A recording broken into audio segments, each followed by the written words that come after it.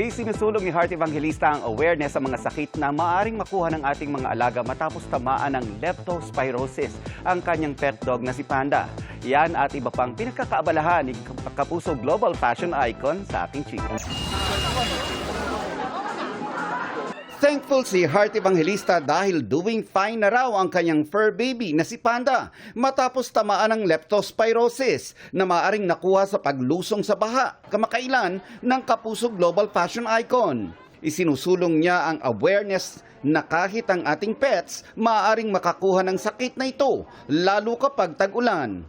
Sobrang na-stress ako but there's a vaccine for it and talagang kailangan atune ka sa mga anak mong fur babies dahil konting changes lang na gusto ko lang ng konti, pa-check up na agad, especially lalo na sa mga ganitong baha.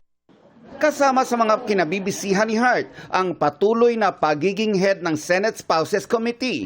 Batid niya raw na marami pa ang dapat gawin para makatulong at isang personal commitment daw ito para sa kanya.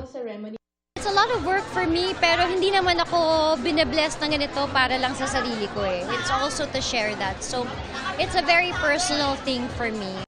Naaliw din si Heart nang makita niya ang post ng isang bata na nag-DIY ng kanyang look sa GMA Gala 2025.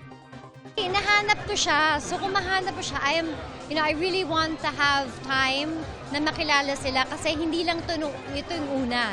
Ito yung pangalawa. The last time they did my last look sa gala, which was also Scaparelli, and nakakatuwa that they put so much heart and hard work into it. I really want to meet them.